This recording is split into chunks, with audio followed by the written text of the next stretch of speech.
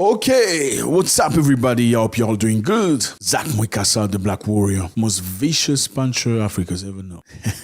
Sounds good, doesn't it? So today is a beautiful day. I'm in a good shape, in a very good mood, because we got very good news. So let's share this news together. I think we're going to look first before we make any comments. Let's watch. And we are operating in a rapidly changing and challenging environment today, which requires us to be even more focused on these efforts. We must not only respond to the challenges we face today, but also shape our long-term objectives together with our partners. We must suggest and discuss fundamental matters openly and constructively, matters that are important not only for us, but for the global community.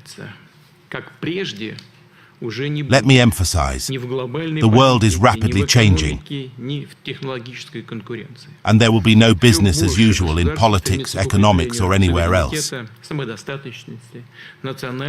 More and more countries are seeking to reinforce their sovereignty and national cultural identities. We are seeing countries from the global south, including Asia, Africa, and Latin America, coming to the fore. Since Soviet times, we have recognized the importance of these regions, but there is new momentum in this regard. We observe ongoing transformations in Eurasia, where major integration projects are underway.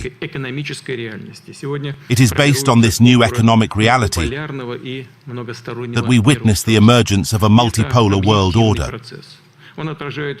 This is an objective process that reflects cultural diversity,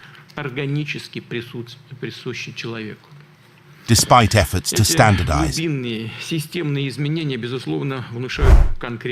Today, we're making another concrete peace proposal. If Kiev rejects it once again,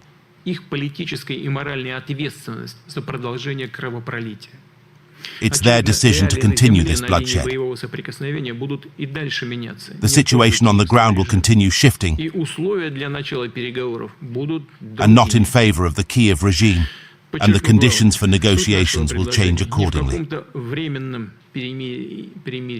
I want to emphasize that our proposal goes beyond a mere ceasefire or temporary truce, as desired by the West.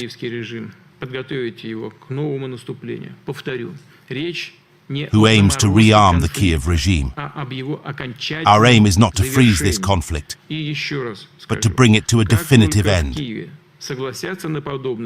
Once again, I stress that as soon as Kiev agrees to the terms we propose today, including a complete withdrawal of its troops from the Donetsk and Luhansk People's Republics, Zaporizhzhia and Kherson regions, and begins this process in earnest, we are prepared to commence negotiations without delay.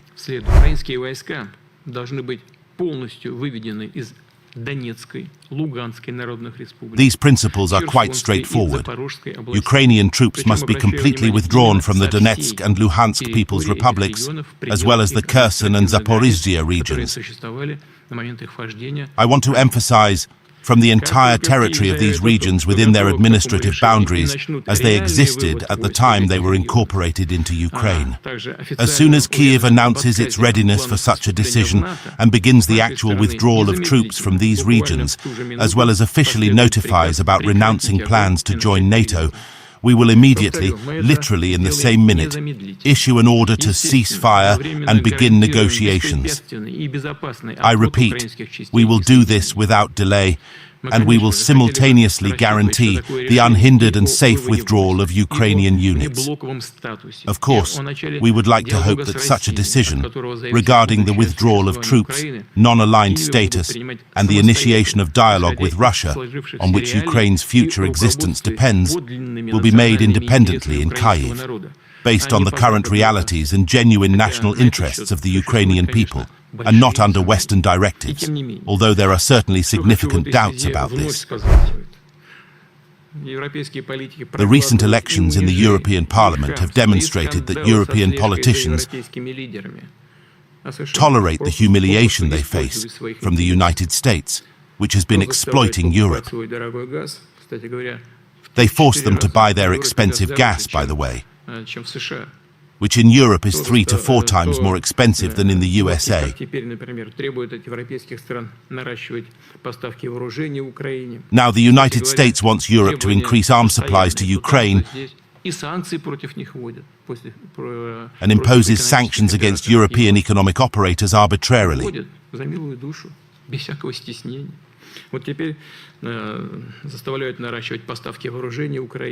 They are now forcing Europe to ramp up arms deliveries to Ukraine and expand artillery shell production. Who will need these shells once the conflict in Ukraine is over? The world is interconnected and interdependent, and we're seeing evidence every day. And one of the tragic examples is Ukrainian crisis, the consequences of which resonate across the entire planet. Ukrainian crisis is not a conflict of 2 states.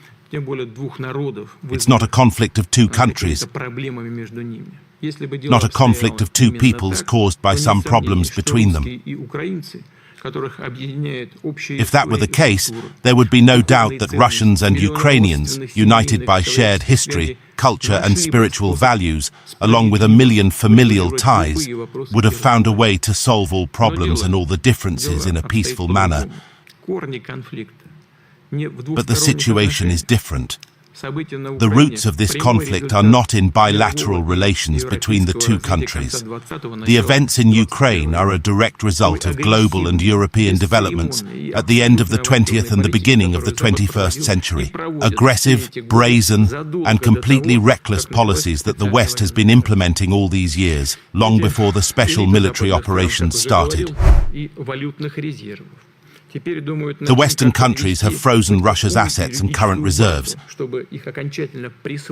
Now they're scrambling to establish a legal framework to snatch them and to make them their own. But all bureaucracy aside, this will remain pure and simple theft. The issue goes even deeper. By stealing Russian assets, they take another step toward undermining the system they themselves created, which has ensured their prosperity for many decades. It allowed them to consume more than they earned through debt and obligations, attracting money from around the world. Now, however, it is becoming evident to all sovereign funds and strange companies that their assets and reserves are far from secure, both legally and economically. In other words, anyone could be next in line for expropriation by the US and the West. The danger to Europe does not come from Russia. The main threat to Europeans lies in their critical and increasingly total dependence on the United States in military, political, technological, ideological, and information spheres. Europe is being pushed more and more to the sidelines of global economic development, is immersed in the chaos of immigration and other acute problems, and is deprived of international subjectivity and cultural identity. Sometimes it seems that the ruling European politicians and representatives of the Euro bureaucracy are more afraid of falling out of favor with Washington than losing the trust of their own people, their own citizens.